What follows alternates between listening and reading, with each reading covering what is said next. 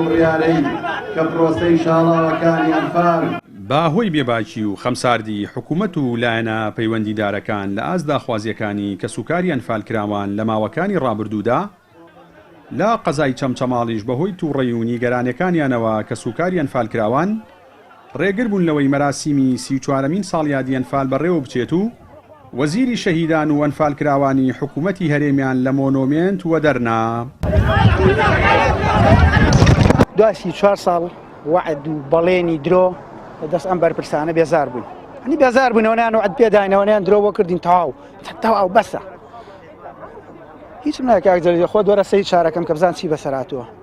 بزان چیمان بەسەراتووە. هیچمان بۆ کراوە. ئەم شەو سەعات 11 شەو 10:11 بوو لە سەر پردەکەەوە ڕەت بوومە سەیم کە بە شۆفڵ گڵابە سەر ئەم جائدە ڕێسیە پاکەنەوە. بۆچی لەبەر بەیانی جەنابی وەزیر هات ئەم زبڵ و خاشاکەی وڵاتە نەبی ئەم شارە نەبینێکی بەسەراتووە.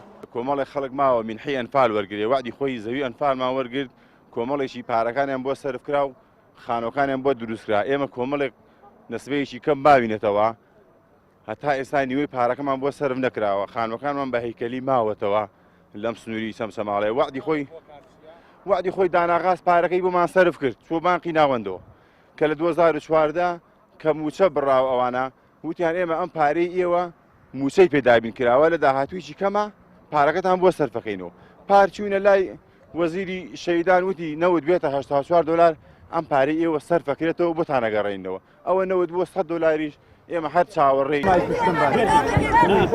کە سوکاری ئەنفالکراوان نەک هەر خزمەتی شایستان نەکراون بەڵکو هاوشێوەی هاوڵاتیانی دیکەی هەرێمی کوردستان لە ئێستادا جیرۆدەیدەیان قەیرانی دروستکراوی جۆرا و جۆرن بەشێکیشیان بە تۆمەتی بێبنەما لەلایەن هێزە چەکدارەکانی حیزبەکانی دەسەڵاتەوە تیرۆر دەکرێن و زیندانی دەکرێن.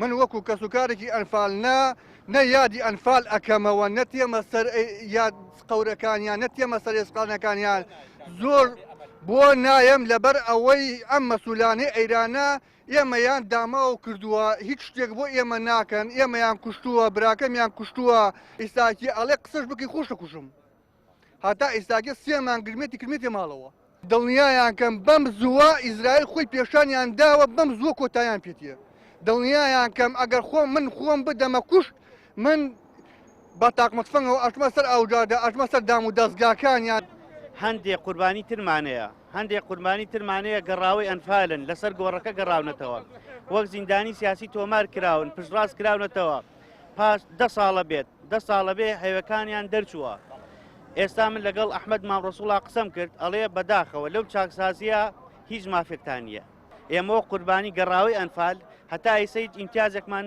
وەرنەگردووە و بەشمان ناکرێت یعنی بەڕاستی هیچ ئەمەلێکمان نییە.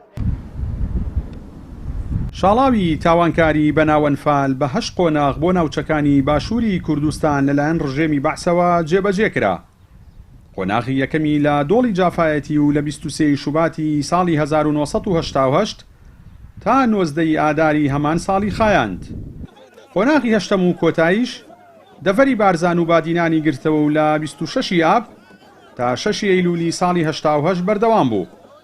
قۆناغی سێمی ئەنفالیش کە ناوچەی گەرمیان و چەمچەماڵی گرتەوە گەورەترین قۆناغی پرۆسەکەیە و زۆرترین قوربانی تێدا تۆمار کراوە. جەلال جەباری کەناڵی ئاسمانی پەیام چەمچەماڵ.